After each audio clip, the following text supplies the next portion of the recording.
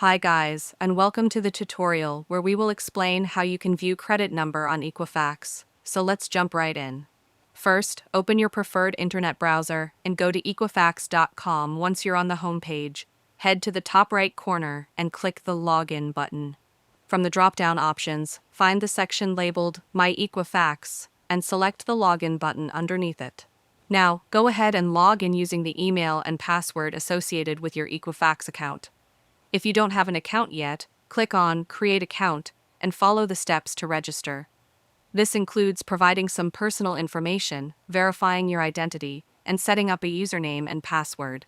After logging in successfully, you'll be directed to your main Equifax dashboard. On the left-hand side, you'll find a menu with different options.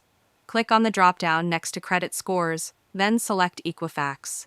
Once you do that, your Equifax credit score will be displayed. You'll also have the option to check your credit scores from Experian and TransUnion if they are available.